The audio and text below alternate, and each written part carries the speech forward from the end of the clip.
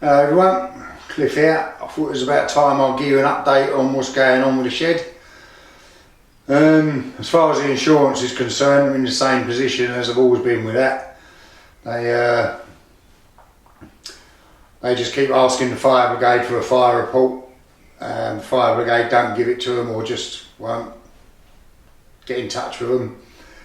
I don't actually think they're lying on that one, because I got in touch with the fire brigade myself just over a week ago and asked them if they could do something, and I haven't had anything back from them at all, no acknowledgement or anything. I mean, their job is to put fires out, and they were admirable at that when I had the fire, so I can't really moan at them. But nothing is happening with the insurance at the moment. But I have been getting on with the shed a bit. I did have a couple of weeks off because it was our Ruby wedding anniversary in February, and my wife had booked us a surprise week in Venice in April, which was very nice. And the week after that I had a golf holiday that's been hanging about for 2 years, since before COVID. So I've had quite a good couple of weeks in the meantime. But let me show you how I've got on with the shed so far. We'll start with outside.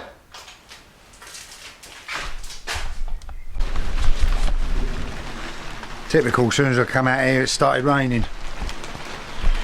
But not going to be able to see that much from here. I've patched up the bit that was burnt there, put the new window in, got the new door in, got the new fascia on there, and the roof is done, but I'm not climbing up a ladder at the moment to show you that, because I'm going back inside because it's raining. So I've repaired all the outside stuff, and that's a bit of an overstatement.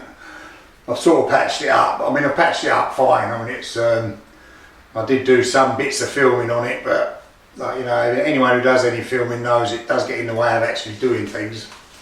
So I've put some new rafters in.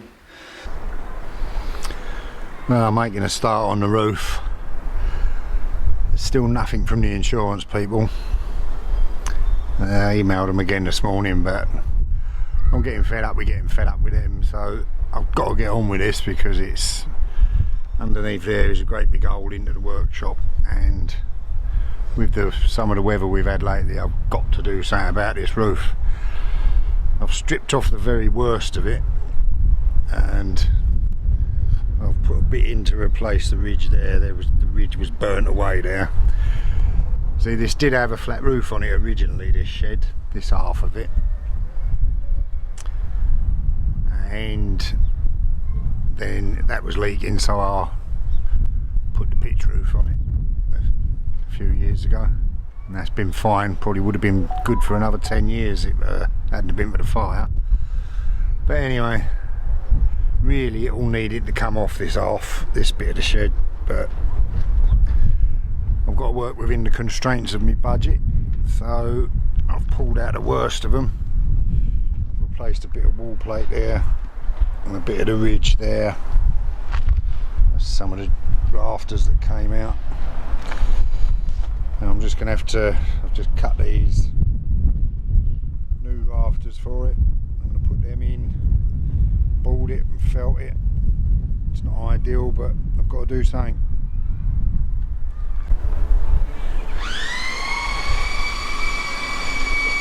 That's it, new joists are in, new rafters rather. Got to board it and felt it now. It's not what I'd like to have done, but it's what I've got to do. Alright, well, it's boarded. I'm gonna start felting it now. I'm just pushing the felt underneath the old felt, and I'll have to try and seal the edges. I've got some felt adhesive I'm going to slap in there. It's not ideal, but it's what I've got to do. I've got to get it waterproof. Got to get it watertight. I put new uprights all in here, but it is weather tight again at least now, and plasterboarded the walls, painted it. I didn't re-plasterboard the ceiling, I've just left that just with the joists, because it has got like a double, I mean that's orientated strand board, which was the original roof on here before I put the pitch roof on it, so it's got quite a lot of insulation up on top of that anyway. And I thought these might be a bit handier for hanging stuff because it is a shed after all. These plug sockets down here to here are working now, they're just looped in that hole there. I've got all them working. Got a couple of lights in here. So this end is showing signs of progress. I have got some flooring coming. I bought these plastic interlocking tiles from somewhere in Essex. They should be here sometime this week. I'll probably film them when I'm doing them. I did start on trying to repair and clean up my little compressor, mostly because I wanted to get to the motor and just see how much smoke damage and water damage is actually in this motor, because this one's quite easy to get at and do, and the compressor has a problem, it weren't starting. It's got a start capacitor fault, I think, but I want to get that to bits and just see how much smoke and acidy, smoky, oily water damage is in there, to give me some idea about what's going on with the other end, that end through that door. I'll pop in there and show you that, because nothing much has happened with that, I'm afraid. Put a new door lining in here. I use the old door, as you can see. But this end, well, this end is just sad still. I mean, this is still the same as it was. I mean, it's a bit depressing, to be honest with you, when I come up this end. I mean, I've had two 8-yard skips full up with rubbish I've taken out of here.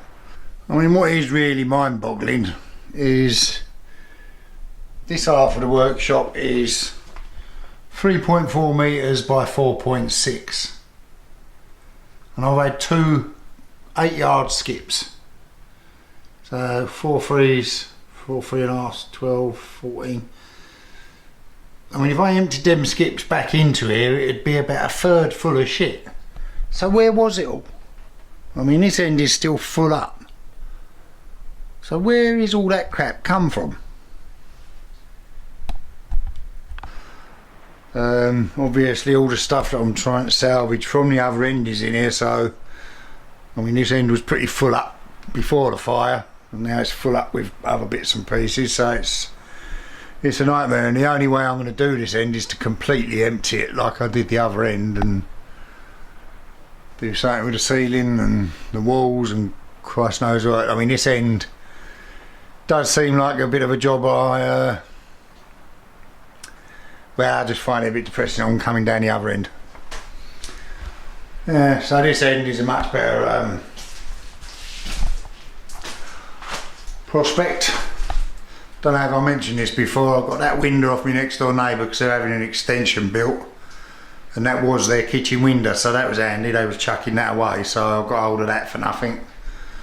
And the door, I think I'm sure I've mentioned this before, I got that off Facebook Marketplace. That was a bargain, that was, because it's 7 foot by 3 foot, that door, it's massive. But it's a nice door to have in the shed, nice big wide open door. And then when I get the floor down in here, this will be nearly ready to sort of start doing something. I've got a couple of sheets of MDF on order, they're being delivered hopefully tomorrow, and I'm going to start and build some cupboards on this end. I'm just going to cupboard that out, put a workbench in there. Hopefully my new 3D print will go in a cupboard on the end of it there, and I'll have another workbench up here and maybe the pillar drill here. And my plan is to have the MCO up there just here at some point, the milling machine over there with the bandsaw underneath it, and well, that'll go some way to clearing out the other end, but I've got to clear out the other end. I mean, this bit of the shed is quite a bit smaller than that end, and it's taken me 3 months to sort this out. But anyway, that's another story. So it's getting there, slowly. Hopefully in the next week or two I will have the cupboards built in this end. I can start sorting stuff out and putting stuff in them and start doing something. Get some benches in here. And it's not that I haven't been busy, I've been very busy doing this, but I ain't really been making anything, and I want to make something. I need to make something, I need to do something. I'm not quite sure what I'm going to do yet, because my machinery is still going to be out of commission for quite a while.